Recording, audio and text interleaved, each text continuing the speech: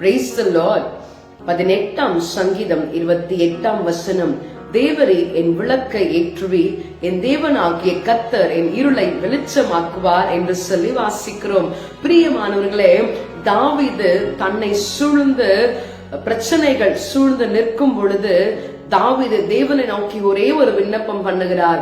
என்னவென்று கேட்டால், என்னுடைய வாழ்க்கையில சூழ்ந்திருக்கிற இருளை நீர் வெளிச்சமாக்குவீர், என் வாழ்க்கையிலே நீர் ஒரு விளக்கை ஏற்றுவீர், அந்த வெளிச்சத்திலே நாங்கள் நடப்போம் என்று சொல்லி விசுவாச அறிக்கையோடு கூட தாவீது தேவனை நோக்கி விண்ணப்பம் பண்ணுகிறதை நாம் இந்த இடத்துல பார்க்கிறோம்.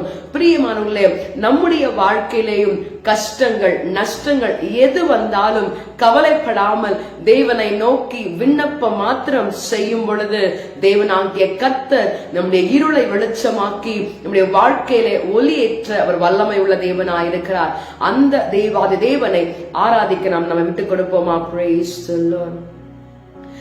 கஷ்டங்கள் வருங்கால் களிப்பாக என்ன இஷ்டமுடன் ஜபம் எந்நேரம் பண்ணு. கஷ்டங்கள் வருங்கால் களிப்பாக என்ன இஷ்டமுடன் ஜபம் எந்நேரம் பண்ணு. நஷ்டங்கள் வந்தாலும் நலம் என்று சொல்லு, நஷ்டங்கள் வந்தாலும் நலம் என்று சொல்லு.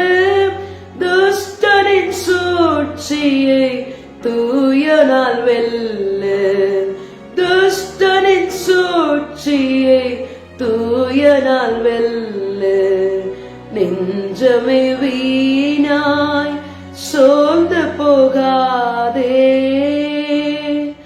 ஆண்டவரே, தங்களுடைய இருதயத்திலே ஆண்டவரே சிந்தனையிலே யோசனையிலே நினைவுகளிலே பாரத்தோடு கவலையோடு கஷ்டத்தோடு நஷ்டங்களோடு கூட இருக்கிறதான உங்களுடைய அடியார்களை கண்ணோக்கி பார்த்து, எந்த கஷ்டம் நஷ்டம் வந்தாலும் எங்களுடைய வாழ்க்கையிலே எங்கள் ஆண்டவரே இருளை வெளிச்சமாக்குவீர் என்ற நம்பிக்கையோடு உம்மை நோக்கி பார்க்கும் பொழுது எங்கள் வாழ்க்கையிலே விளக்கை ஏற்றி எல்லா கஷ்டங்களையும் நஷ்டங்களையும் மாற்றி போட்டு எங்களை ஆசீர்வதிக்க வேண்டும் என்று உம்முடைய அன்பின் கரத்தில் விட்டு கொடுத்து ஜெபிக்கிறோம். ஆசீர்வதியும் இயேசுவின் நாமத்தில் ஜெபிக்கிறோம் பிதாவே, ஆமென்.